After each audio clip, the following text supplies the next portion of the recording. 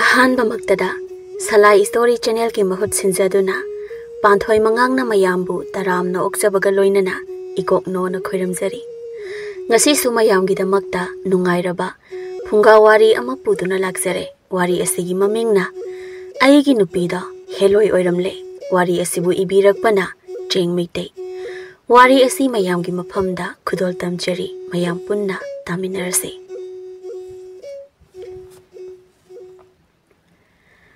thaina matam amagi wari ni leibak amagi chingi khungang amada khomba kauba ipang pangjaba isam samjaba mabuk mapausu yamna phaba pakhang amaga mama asonbi lehau kobi amaga leirami aduga khombabu thina tawiba lehaugi nupa ani suba khombagi na mapa atomba angauton kauba amaga su leirami aduna ngasisu mapa atomba angautona khombabu saka pijadabida chingdagi yumkupna naba I phalu cho haina pakhon sirami adubu khombadi chak lambana mapadadi haiba kiduna mama da tumina chakita hana chage hairami adubu mama su angauton bu kibana masa khombabu chak pizaba ngamlamde ima akhoi chak lore daine ai chak saraga oina chingda I phan bajatke natradi ima ai horen yamna wani napa kai de layeng ima ne tumina chak khara kotlaga puthorake chabadi chingkhong da saruroko hoi ima ado ima ai wa amata hangene nangi hanjin hangba wa doro amo nati ima sidi anoba wani hangdoi oirabadi sasat hanglose napala abadi chaka chaba amuk phangoi aduburo ima aikhoi ani na ipaton se asuk yamna kiri se karigino ima ibani hanagi yumda aboki manakta leirubadi kari kaibage ipaton ne na yam phatte ima da su phui aingonda na bu hena phui chaksu puk thanna pijade thabakta pangsu da suale othaba su yade hekta phui ado ima ipaton se midi minigo laikai mina hariba ipaton se mi man be wani sama khalamane na hek aingonda haima oh ai de kamaina tawni ai gi isa khomba sibo ima gi khomba nangbu panglanu singone napa thoklo ne nangbo natrabadi ima isa gi khongda thuduna leiriba langa se punsi su palok thokpa ngamdana wana adum lelerani ne kaida thuge lang haidoima tanjadu da mapa atomba angautondo maninglomdagi lai aduga khomba hek ubaga yamna sauna khomba nang hauji phawba chingda satibra kayam kuire aina chingdagi I phalu chona nangonda hairambado nate aina yumsi nong yure I phalu chona hairami se kayam kuirage ba ipaton idi aina phalak khudingi ipatona adum yonthoki yumdi sungu kupte hai budu idu yolagani ne no thibong bora chari do chari da pawa aidi ipaton gi yumda leibadai cha ka puk thana chaba su phang kidre aduga thabakte pangsu da suale ipatona tumlaga dum le pang liba muchin na khumbalep triba nang wayam na ngang ba hedi nang se kupak si chong nang ayo ima ayo ipato ayo nae ima yung takan biyo ima ayo nae ayo angang da sirani e phubada mukta lepiyo kai daw bage ayo ima naton ithwe chinban suni ithoklise ayo ima ayo khamakano nang shon phurkani khamakano kana aigi ima na ipaton da kari lalage ima da phune bo musi machin se wo khumai ne mase nang hatawra hoji hatawra banang angang da si batare sor hon bangam dre bai sa se nong madine namon sa nang cham se met thalaga hat pa soidra ne yam thuna I phal su jalo adu su khaji khara ka phalang halak ba yar I ma pun cham ba su na ba phan ga da bane hek sudan halawa aina kai dogi ngona chalo yam thuna chalo minai ma sa sidi oi aina naman sa lawri se otke lamon khumge na lawri bani ne nangi na ba aseng baduna engwanda phu khiba mimang de ikai ba pi khiba singdagi laman ne aina ngasi naman sa da singli ba se napa du matang hinglam ladine khung ga da ne Ish, Eigi padu hinglamnadi nangding hana shirani. Angau ton de ipa pakhatna. Ha, kari haiba. Ki su kiri ima tu ipa ton se Eigi ipa palakpada kiri se tu. Ado ima Eigi ipa asengbado aidi kawreda. Aina pisa piklingaida sikhibanina. Ibungo nangbu chatlone adu ngangdana leiranu kaitobage. Imane nangi khanbada yamna pakhatlene. Napado ai ningsinghanke. Ko aida ningsinghange napado. Angau tona sambal sei asangba ama pairaga khomba bu yam thina phurami. Angau tona khombada phubagi khombana kapagi makhol se khunduna sutarami maduda. Mama lehaudo masa soli sensinduna masa nupa khomba bu kanna ba hotnabada mama lehausu angau tona phubada yaurami. Asengbadi masigi horak phamsi thaina angau tona pakhang oirikan. Lehauna leisari kanda angau tona lehaubu yamna nungsizaki adubu matamduda lehaudi chauton kauba masakanba nupa amaga yam kanna nungsinabana lehauna angau tongi nungsibadu mirairami masida sunatana lehaugi hanagi nupa sautona angau tonbu yamna thina lekai mamangda phukhibasu yaurami masina maram oiraga angau tona tanza phangbada chautongi mathakta laman khumba aduga Lehaubuna magi nupi oiba masini. Adubu angauton tanza yenglingaida chautonga lehaugana luhongkibana halami adubu laibak thiba thodok amadagi khomba poklaba matung chahi manga leiraga chauton sikhirami. Chauton hek sikhibaga angautona lehaubu yamna nungsijaba magi damakta wabiba senajaba saduna lehaubu angautona launaba hotnarami adubu matamdudasu lehauna angautonbu yakhide.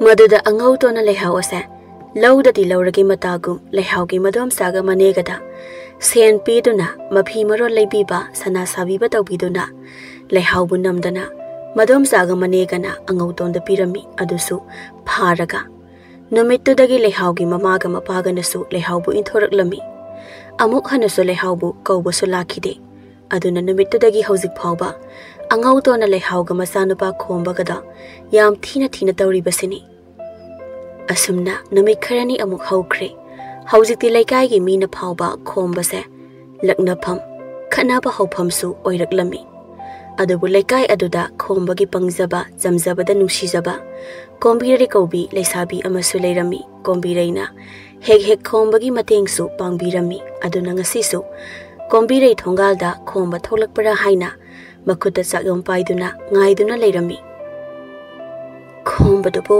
ngasidi tholakte kaidarabazano magi mapa phattabaduna phubirabazalane as wakhal kase laita pung khangde thamoi sisu ding ana songkhibasina ai sibu phagi dagi khombase yamna nushirabazalane adudi pharak thina tani he aigi ima iba ibung singna khomba pamdrisiga hoida moina pamba pamdaba aigi di khombase yamna nusida aima aidi khombagi wakhanda tawringaida khombadi laaga leirame haiba khombiregi se aingonda ngamo pijage haina ngai jalo as oiramladi phanida sirasu pukthana sarga sirugeba yengone masakse pangli kayada nusibanoba khomba nang kaida chatoino namai name kai pom laga tholai dubo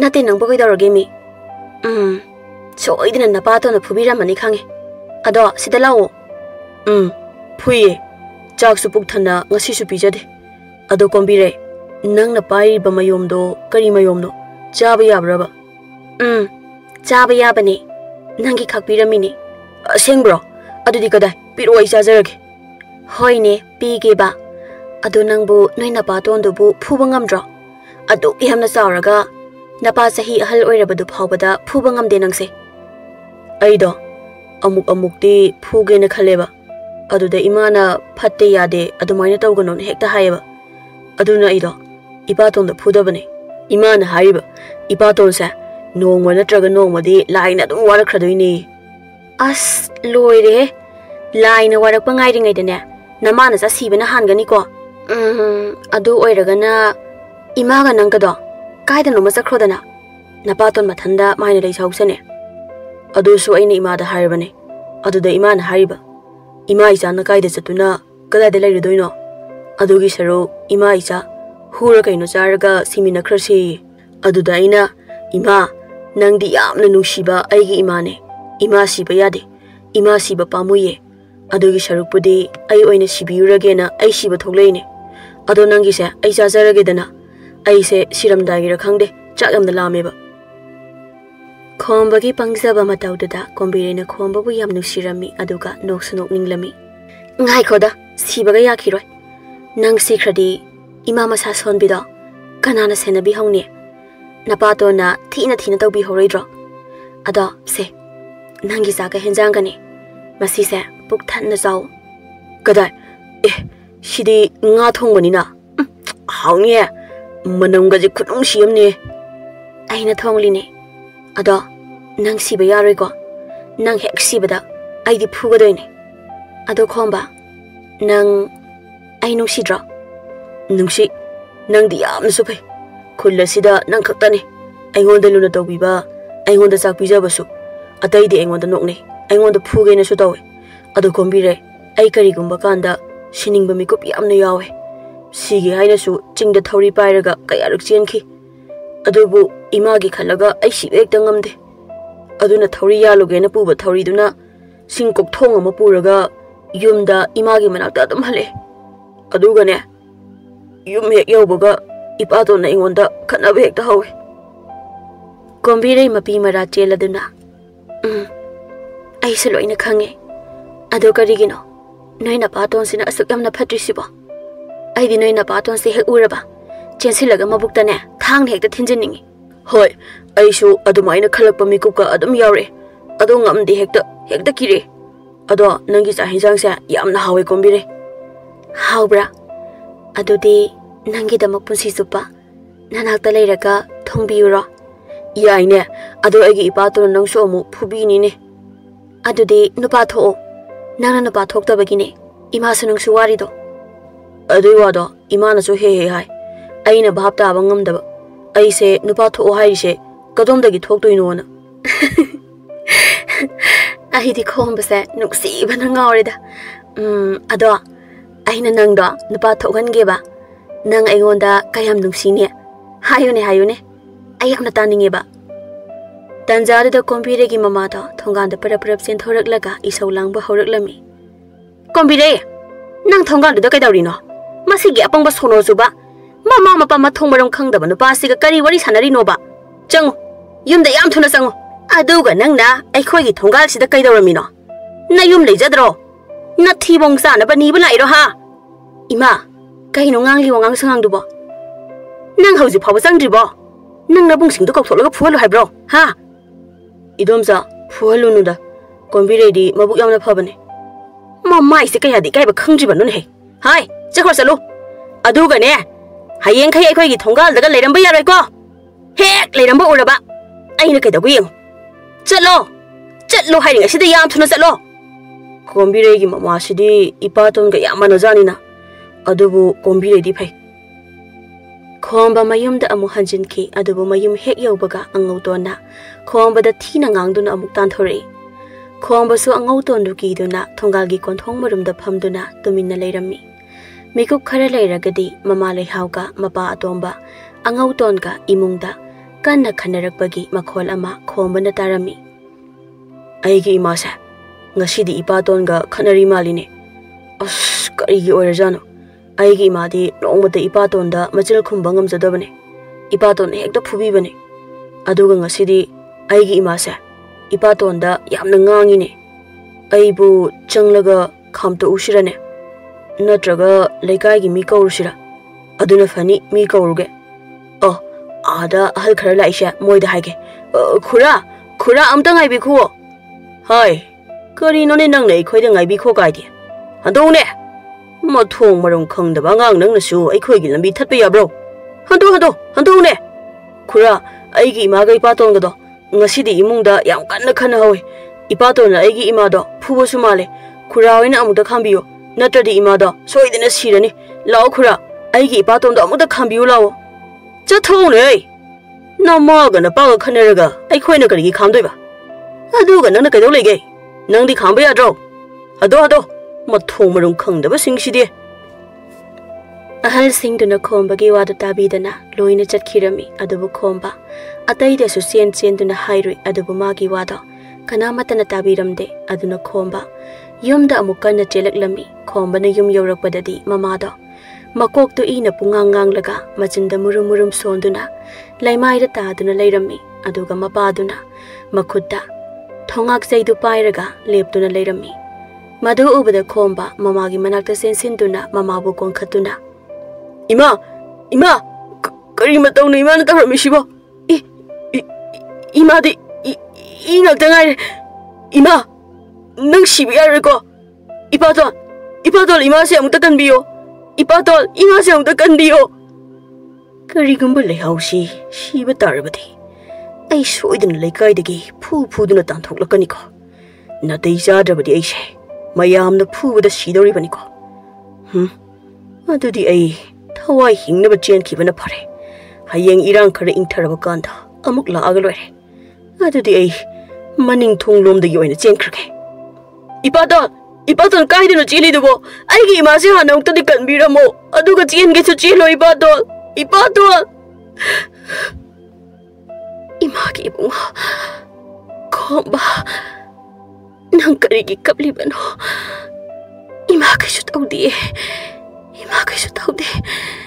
imagi khomba imagi chu tawdi ima nacha aise onthona su pangkhre ko pangbada natana yamna pangdaba mikiti haibadu ai ko ima pahabaga imaga khanare khangna imagi mateng pangbagi mahutta aine ipadon bukiduna leikaida jaduna mi kaururi bani ko adusu ima kanamata lakpibasu nataba ima najasi onthona pangkhre ko ima mitbango ima kari mit ashilibano ima mitbango khombana hauna kapadu tabda laikai ki mapuk mapau phaba mioi kharana chensilaktuna mama lehaubu amaibagi manakta puduna layeng birami adubu lehaugi thawai kanba ngam horabasu mama lehaudi haugot kankhalaga jatpa ngamdaba tanatana wangang basungamdana asiba amagumna leirami aduna amaibana khombada hai bungo nangi imase mama na angamba thakta honaduna layeng bibane adubune namagi thawai budi kanba ngam horabasu namagi hauji oiriba phiba masimadi mama na phana kanna honaduna su pharakani haiba thajatri aduga wa amana hidak ama aina nangonda taibaduna madugi hidak to nangna nungtigi hektuna khon amada kupna sugairaga namadane chang naina pithaklabadi nangi imase hingduna leigadoribane natrabadi namase thawai manggadoribani ne aigi masiba yade ai imabu hidak chang naina semduna pithakani mama ado mama na aigi imase adum yengbibadi yadabra mama na yenglabadi aigi imase hanagumna phajana phabangamni mama ado ibungo namala yengbagi aingonda karibu kanagadoribage aingonda karimata pibasu nati aduna namase nayumda pujakro mama ne sen khara mi ataidagi tangi ko nangonda gidi ai oiroi chalo namase nayumda pukro aduga hidak semnaba pambido chingda hobane nang pambidadi khanglaba natra aduna ne chingdagi heklaga hidak semlaga namada numit kudingi changna ne pithauko yengune aigi wase haiba phabo loitri ipang pangkhai mamagi manakta changkhrene adubune hidak pambi hoba chingdusu laifamdi okhak kanbani ko shengna hairabada Heloi singi sanafamne khomba mama lehaubu yumda puraktuna phamungda hiphallaga mama bu question senaduna leirami mama lehaudi wangang basungamda chatbasungamdana masanupa apangba khomba na koichel amuk kappa amuk mama gi makhong makhut baiduna seba amuk taw chak sanabagi chengsak amuk thi tawba matawdu uraga mamitagi mapi taduna masa khomba da yengladuna he kaplami asumna nong nini gi matungda mama gi hidak loikhiduna khomba na chingda hidak hekba chanana ba sem sarami ima nang tumlamuko nachane ima gi hidak semnaba hidak pambi thiba chaluge ima nang tumlaga leiramuko nacha yam thuna yumda amu halake ko ima khomba mama bu thanamlaga laifam tinfam kanba ching aduda mama gi hidak thiba hek chatpa haurami aduga khomba hidak hekna su hek ching aduda kaplami khomba na mama gi damak kapsaba matawada ching aduda leiribi Heloi atombi aduna adum urami aduna nongmadi khomba na kaptuna leiringaida Heloi atombi aduna masigi taibang mi sina karigino ching asida laklaga he kaplibase mahak asibu yamna waraba zatlane natraga wakhal choiraba angawba mi kaido oiriba zatla aduga mana hekliba pambi asina kari pambino karigi toina ching asida laklaga heklibano ngasidi asengba ama khangtoklage karigumba nupa asina mabuk jel sengba mabuk mapau phaba taibang mi oiramlabadi phai natlamdrabadi ahina nupa asibu ngawhan mangamdraba ai Heloi natte he adudi ise hoi leitringe sida taibang mi sigi manakta hekta changlage ima na aba pharo na jawari ima na aba pharo ima gi mahuta na chai oina na jagi ima na aba pharo ima na aba pharo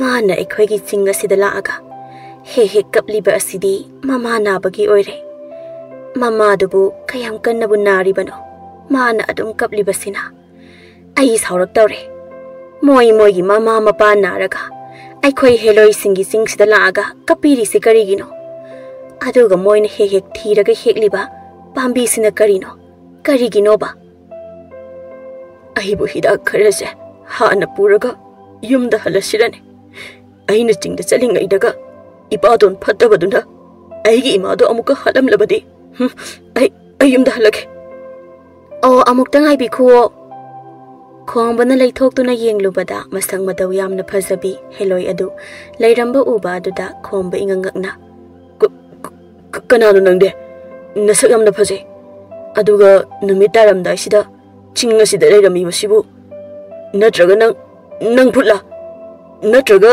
nang Heloi la oi taradi hana haijara ugo ai kanna chenkhige maramdi ai siba yadri ai siradi aigi ima so sirani aigi ima siradi ai yamna kapkani karino mana ngangli basina o ibung ai Heloi natiye taibang mine lambi lam hangnabadagi ai kakngawna duna ngasaidagi leiribane ado ibung nangbu kanano kadaidagino ibung su aigumna lambi khangdabro airo aidi khombane aduga aidi lambi lam hangnade lambi khange image hidak pambi thibula pagi wane aduga nangdi kamaina lambi lam hangnarino yumna kaidagino masigi taibang mi sidi yamna pangba maline aisu image hidak pambi thibala pada lambi lam hangnari bane adudi nangi imasu aigi imagumna yam kanna narabro oh yam nungaite adu nangbu kari ming kauge kari khundagino kari ming no aina haidushibo ching kawina hekta haijila sirane haijilageda ching kawe ibung ching di kawramoye mi mamingbu ching kamaina kawduino adusu nupido ba nangi mingda chinglembi soidana kawramgani ha hoi chinglembi kawe ba aigi mingdo isase pakhat mandana ming phawba kawe aduni ado ibung karigino ibungna ngasai kaplami badubo nangi imado yam kanna naraga leibraba hoi aigi imado asibaga chamanana phamungdagi hendok pangamdana lei adugini aina chinga sidagi hidak pambi se hekpa hek lais hidak pambi asigi mahi lauraga aigi imado nungtigi chang naina pithak likhai aigi imado shiroi hai karigumba pithak trabadi aigi imado suaidana sini na su amai bana hai ai ima yam nungsi ima lai trabadi ai su singa sida laklaga thauri alaga sidene Khomba gi wadu tabada Heloi adu swai lawi aduga Heloi singi marolda mathanda Heloi ado murum sonjai. Karino ne hairi basibo. Chinga sidadi siba yaroi he. Sidi ekhoi Heloi singi sanaphamni.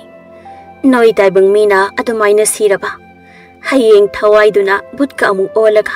Ching asida tamna dana. Ekhoi gi leifam ka se munge haira kadawri bani. Kari marono nang ngang liduna. Mamga mamsilakpaga ado ai nang butin biram lage. Noiga khundu kaidano. Aingonda hairo ai thin biram mage. Aduga aina nang thilingaida aigi imado ipato laga chaina kalaga muhalamadi ai kamai tawgane. Amuk aukrene magi masaga sisu sum yenglaga sum yengningba amasu phauri. Aduga magi pangjaba jamjaba se uraga sum nungsiba amasu isada phauri. Natraga aibu magi mateng pangbirasirane. Adu oirabadi mahak ase Eigi sing asida amuk hanasu laaroy kapsu kaparoi. Kaidawri chinglembe nangbu ai lamlanba nupa oibu sida kirabo. Ado aidi mabukti yamna phabani he. Nangna nasak phana yamna phajarasu aidi nangonda phataba karimata tawbiroi he. Aidi yamna phabani. Ado chinglembe numitare ai yamna pakhale. Nang kaidinu thilamage lao. Ai imagi manakta yam thuna chatningeba. Lao nangi yum talu lao. Ibungi yumda hana chatlase. Aduga imada karimata tawramdrabadi ibungna aibu aigi yumda amuk thinbiyo. Yagadrane. Yaniye lao ibungi yumda hana chase. Ngasidi taibang migi lamda chatluge. Ise hoisu ai thiba lakdrabasibu. Aduna ngasidi taibang migi khunda chatlaga pena mi pharaga sanaruge. Ado ibung wa amata hangene. Ibungi imado matau karamna naribano. Aduga ipaton hairibasina kanano. Nangi apokpa iparo. Nate aigi apokpa ipadi aina piklingada sikre. Aduna asengwa warido ai lirake. Wari lirabadi lambi se chatpada tension maneba. Khombana mana wakhal tarakpadagi khanglakpa urakpa mana thengnarakpa punsi warido Heloi aduda ipangpangna isam chamna loina lirami. Khombana Heloi da wari liba loirakpada khombagi khulsu yoraklami. Heloi aduna khul hek yobaga khul aduda leiramba sasan singdu kiduna kappaga imungda sensinba phau taunarami. Adubu Heloi adudi khombagi wari da tabada yamna nungai bidaba amadi khombabu nungsibasu phaurami. Asumna khombaga Heloi gaduna yum yorakpaga Khomba mamagi manakta kanna sensinduna mamabu yenglami. Aduga Heloi adubusu kausinduna mamada masak taklami. Mama lehaudi wangang bangamzadrabasu Heloi adubu khombaga lakpa ubada mama lehaudo yamna haraujarami. Aduga Heloi adugi khanbada wasu yamna wabirami. Adubu Heloi adudi khombagi mamana magi maramda kari khalino haibadu loina khangbangamlami. Aduna Heloi aduna Mama lehaugi manakta sangduna lehaugi anabadu yenglami. Ima ai hidak semlake ko. Chinglembe aine ima bu hidak pithaklamlaga ai nangbu yumtana amuk thinbirage ko.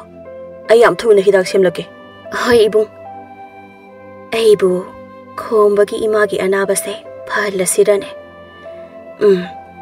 Hayeng nongalakpada khombagi imase phalamlage. Aduga mapaton hairiba phattaba mise thiraga pharaga pukhrage. Aduga aigi ise hoida piraga pena sana hangeba. Ima se hidak se ai ilake ko ima se. Khombana mamabu yamna nungsijaba yamna ningjaba matawdu uraga Heloi adu kalakpa amasu phaurami. Moi taibang mise mama masa yamna nungsinai ko. Heloi ekhoi gidi isil inaw khak nungsinaribasina loireba. Yengune khombana mamabu kayada nungsijaribano. Aduga mama sisu mi phaba mabuk mapau yamna phaba maza khomba asibu yamna nungsijaba mama ama oiba. Adudi chinglembe aigi imagi hidak pithak loirabanina ai nangbu yumda amuk thinbirage ko. Ima ai chinglembi se mayum phaw thinbiruge ko chinglembi gi ima pa ba hoido pakhat bana loiramani ba ai thuna halakani dai ma ado ima ai mapandagi thong chena lonsilumge ko chinglembi lao ai nang thinbirage ibung ai gi khundi yamna lape adugi mathakta namidang so oire aduga haujikti mi phattaba lai phattaba mayam amasu thokpa matamni aduna ibung ibani khakta kijadro ibung ki baidi adubu nangna yumda halaktabada noigi yumgi mi singna waramgadaba pakhalamgadaba dudi aina kiri sidagi helamgani khombagi matau aduda Heloi adu khombada sum nungsiba helaklami aduga mama aduna khombagi pakhasabadu Heloi aduna urami aduna Heloi aduna khombagi imagi anabada phalamlaga Heloi ada magi sing aduda hankrage haina khalakbaga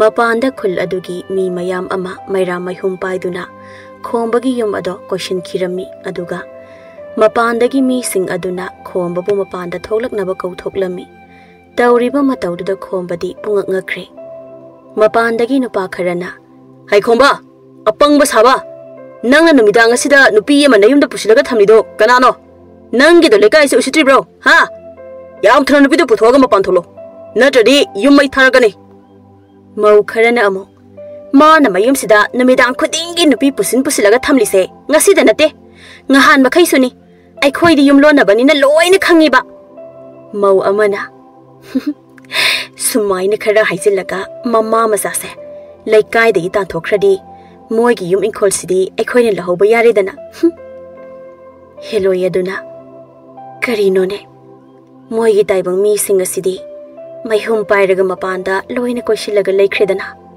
as sidi ai kamaina ise hogi manakta hangani karigumba yumse mai ka tharaklabadi aidi adum sibagi wani ne ibung kamaina tawdeino aidi mapanda thokpa sungam laroi aduga moi mayamna ibungi maramda hairiba sing asibu karino aisu khangde moina haiba wa mayamse ado nang imaga leiramo ai mapanda thoklaga wari sanauge kashu tawreda ai wari asengba adum haige aduba khungi mi singse ima isabu nusidabani kari tawrakadaba di ai khangde aduga chinglembe nangsu egi tung inarakpadagi awafamda taba haida tarido chinglembe nang apangba nabung aingonda waruganuko khomba mapanda kina thoktuna khulgi mi sing aduda wari tamlammi adubu khul adugi mi sing adudi khombagi mama masadu nungsibiba kaya yaudabanina khombaga Heloi gadu kaina katkani haina ya langnarami Heloi adusu khulgi miyam aduna mahum paiduna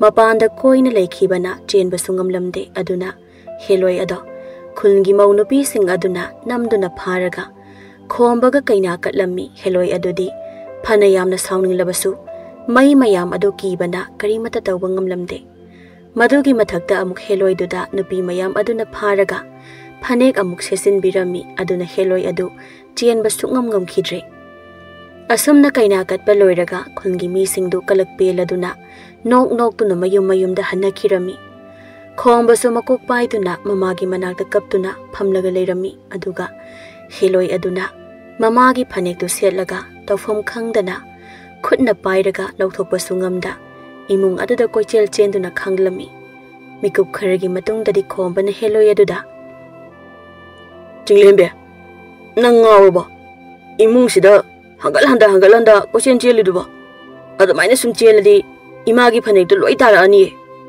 isi tarukna aingonda toina haibadu chumledana taibang mi oiba singsi lai nate mahai su haidena panglai laina khantokanona haibadu haujikti kai sare kai sunataba phanek sina aibu yumsidagi nanthoktuno chenba sungamdre mahai tawraga nanthoke sungamdre ba adubu phai ai su Heloi atombi ni kaino khul asida leiba phattaba taibang mi singase yong natraga san loina olhanba hek ngamdraba yengoba adubu luribadi ai sibu ise hoina mange taibang mina sokhrena ise hoina tanthorakadra masini as phanek se hana amukta lauthokpiyu ba ha phanek to lauthokpiyu hairo adudi aina yagadro ima dinari ko kamaina tawni side adubu chinglembi gi matawsidi ai yengba ngamdre he hoida imagi phanek bu Khombana sensin Heloi adu da sesin biriba phanek adu lokthokpirami. Phanek adu lokthokhrabagi matungdadi Heloi adu sor sangna holaga mikup khara leirami. Karido sana aingonda taribado sasiba. Karishu khangjadabi chinglen bisibu aigi nupi oirabako. Ima nang naba pharo. Nacha se ware pangmandana. Ima nang naba pharo. Chinglembe nang su naraiba onthokna thikhredako. Pangkhraba lairaba mina su nungsibidaba aigi nupi haido oireko. Aise phatkidraba mi singduna khombada namdana lohongbiramlabani ko. Adusu Heloi aise. Adudi aise mau tarene. Yam nokningida aise.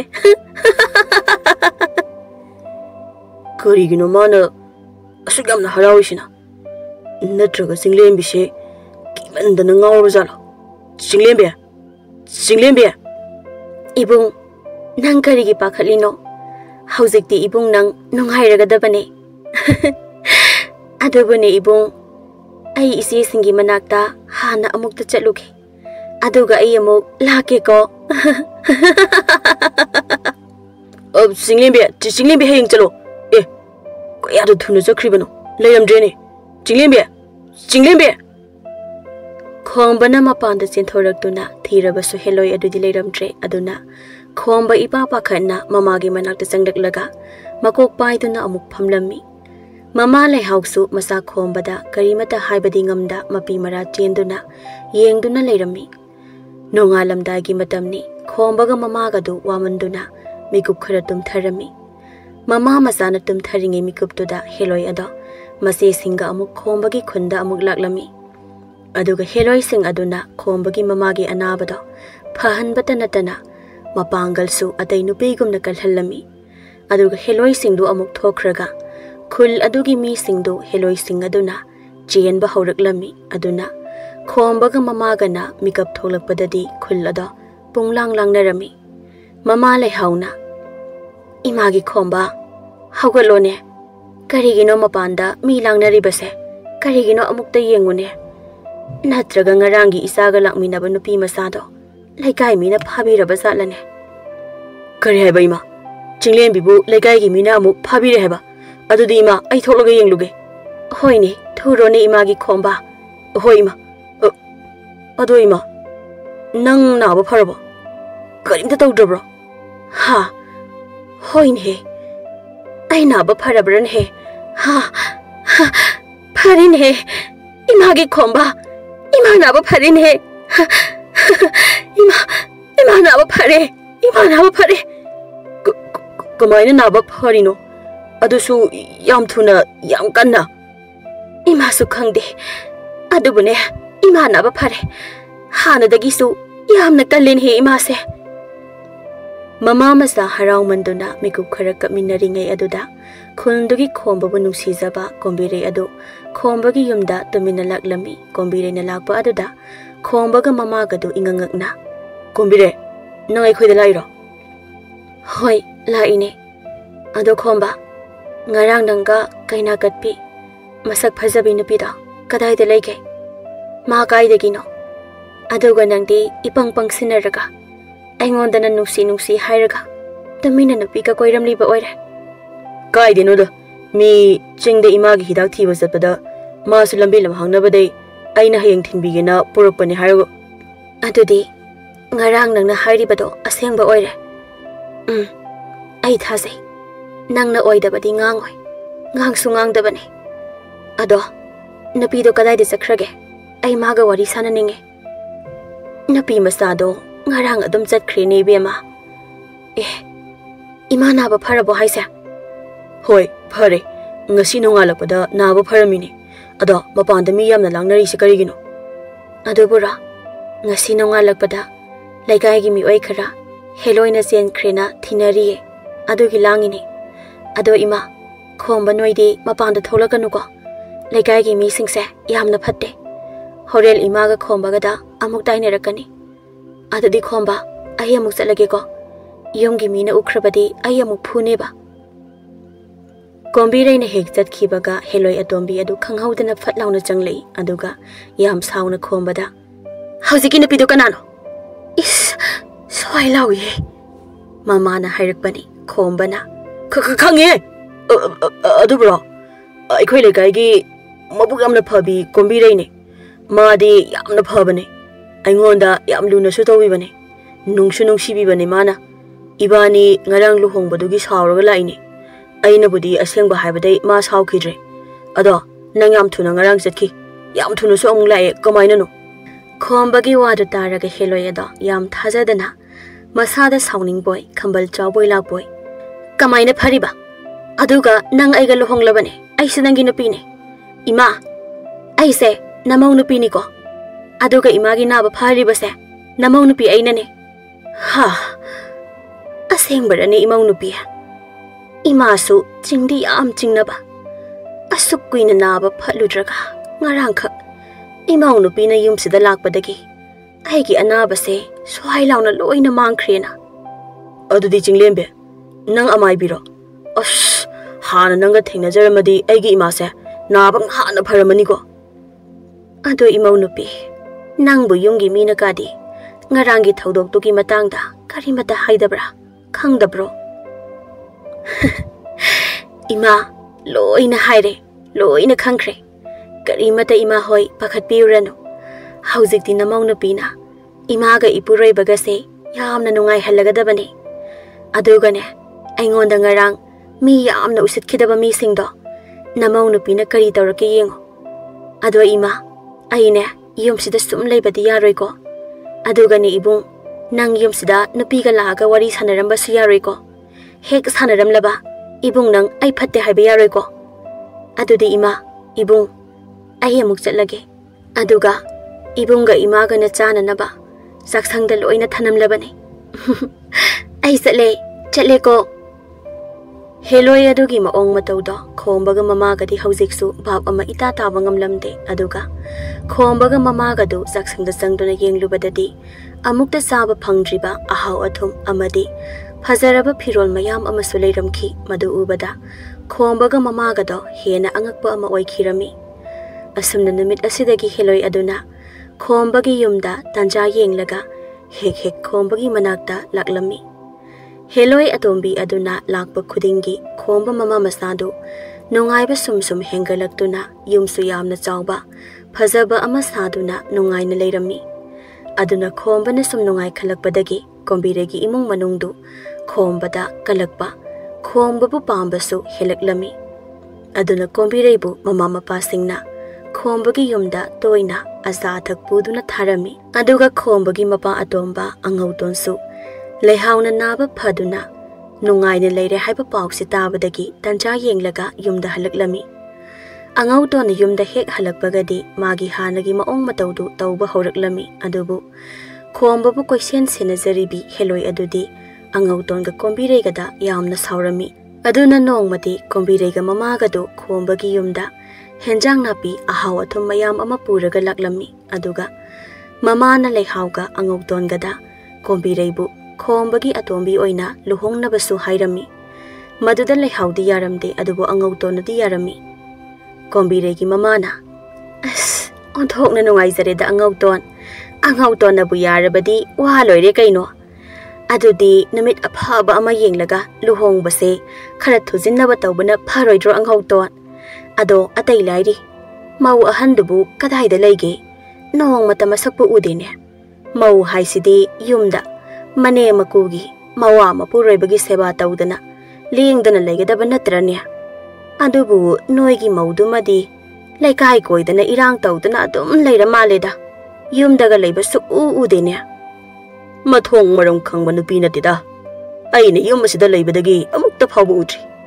aduga aina sum hangbada madugi nupido kanano kadaidagi lakpano ka khangba janatida sengna hairabada oktabi nupi haibadune oini isa khomba se pangi khangdana namdana yumsida leiba yana bana isa khomba se nupiduna phabiribani adubu laikai kibadagi ma yumsida leiba ngamdadana lotlibani ado amabu oire haina kiba wadi thuna pangthokna batawsine angauton aduga lehaw Nangdi tumina sum lairibasibu aigi isa kombi reise ima oiba pambidabro. Hoi, pamjade. Isana so pamde. Kori, nungna dumaini hekta haibiyabro. Aini yardi yare, walo rishida. Adu oiragana ipatonga oina luhongbirodana. Aigi nupidi chinglembi lejarene. Kombire, nangai buwaroganuko. Nang yamna phai. Adubo aidi luhongle. Adu isa mathakta chinglembi se. Aidi yamna nungshire. Nangonda so hena nungshire. Ima, yomda halase. Hausikti matam hele. Hana ima paabo hoina. Khombabu thina tawibagi mahutta. Harau na yabiram labadi. Khomba se. Ngasi aigi oisaram kadabane. Adubo hausikti matam hele ima. Lao, yomda zalase. Hai, karigi matam henbano. Nama lairi. Aduna isana paambu paamlabadi ne. Mullaga oirasu lawgadabani. Aduga mapa angauto na yaradi walore. Kaida no kombire nang na amuk sakribadubo. Laung ne. Khomba se ima themge ne. Nang khomba apangba ina khunba sida lairabadi nang maharani gumna. Kusi tawraga laidoini ne he. Ihe chatkre ne. Ima themauro. Aidi yumda chatlake. Aduga ne ima. Nang su yamna phatabi ima ne. Aduna ima nang madugi mahi soidana phanglakani ko. Angauto na. Khomba. Nang na tawribasi karino. Napaibu ikaiba piba. Aina yaraba thabakta yetpa ngamba. Namara cha khangdani de nangasidi. Angauto na mama lehawga khombaga du phugi hek tawbaga Heloi adu khanghauduna phat launa imungda changlak-lami. He, nang kanano? Karigi aigi inempo ka ipureibaga da phuge tawribano. Kombiregi mama na. Is masak khuphaja sidi. Hai angauton. Namang nupi oktabi do oiramle ne. Yengone masakse laimuk phajayemi. Ish. Sidi. Imang nupi oigadababu pamui. Itubu oiningine. Chinglembe, nang jengkro. Natrabadi ipatona nangbusu phubirani. Ima, moi anisa kana-kanano. Karigi aigi imaga ibungada phuge tawribano. Kombiregi mamana. Hai, nakubong ni masaya. Khoiramgedi haidadana hingchabidona ngangla leine. Aduga isna kombiregi mama khanglaba. Aduga ne haujikti yomsida nangi nawa kanamatana lobiraroi khanglabo. Isa khombaga isa nupi kombirega luhongdawre o luhongdawre. Hai, yommase aigini. Aigi makhada noina laigadaba khangledana. Aduna aina haiba wa loina noina ingadabane. Yadrabadine. Aina noida kari tawrke yong. Adudi on thong na tan chareda. Aina lakpasiga. Yengun he ngauton. Namau nupisi mi kaya da usitribano ne. He, nang na no ibadu kanada no. Nangi do aingwada mi usitribaro. Nasam phoida lura ha. Aigi imau nupi sokpa yaroi. Lehao. Nang nakokto amuka thugayura. Ha, amuka thugayuro. Imaga aigi nupiga sokpa yaroi. Iya. Aibu kidaba saradana. Namona sa hatokpa tare dudi. Kombiregi mamana. Masigi nupi masa asidi masi. Ay, tik tawge hay. Damit kangumba moinasu. Heloi atombi aingondaga. Phuni kaina songsinjarai. Adudi nang yong olo. Aduga nangsu yong olo. Yengba yam nungaye. Kudak aduda kombiregi mamaga angauton-gada yong olami. Madu ubada khombaga mama lehaugado kiduna masapumba thak niktuna Heloida yengduna leirami. Kombiregi-danga yong olhange tawbane. Adubu mama oina ole. Khangbra haujikti aigi ipurebabu aingondagi mullaga masanapida pige tawba. Aduga nang na aigi ipurebaga inembokada thina phujaiba. Madugi mahida ngasidi aina noi anida pirabane. Adusu yong ohelaga. Angautonga kombiregagi mamagada yong onduna kaptuna koichen chelami aduna mapanda chong songduna amuk thokhirami. Adubu khombaga mama lehauga nakibada ubada Heloi aduna ma kanano matau karamna khombagi manakta lakhibano haiba wari ada lirami. Heloi gi wari adu taraba matung khombaga mamagada sor sang na hontokladuna Heloi adubu yamna nungsibirami. Khombaga mamaga na Heloi adubu hena nungsibibadu ubada Heloi ada hena harauba khomba mama masagi hena khanbibasu henkatlami. Aduga amuk Heloi aduna khomba mama masabu khul adudagi khara lapna chingkhong amada phazaraba chawraba yum ama saraduna nungaina amuk thambirami. Aduna hauzikti Heloi adusu khomba mama masagi manakta toina sulaiminaba phangjarami. Aduga khombagi hanagi khul aduda leiba phattaba mising adudi Heloi atombigi mase taruktuna otpada khul aduda aphaba mi khaktamak lehauraga phattaba mising adudi yum inkhol thadoktuna chenaba ngauduna chatnaba kaya yaurami. Aduba khombaga mamagana khul adugi awabadu ubada khombagi nupi Heloida haizaduna khul aduda amuk hanna awaba supi khidre. Angawba singsu loina phahalami. Aduna hauzikti khul adugi mi singada khomba mama masada lale haizaba lakpada natana amuk hanna khomba mama masana yadaba thabuk amatasu tawna khidre. Aduga kombiregi mama busu mi olhanduna wakhal tana mayumda laikre. Adubu angaw tondi hauziksu yong onduna migi maning mayada ataba lukhak sagum chaduna mamita mapi taduna adum laikhirami.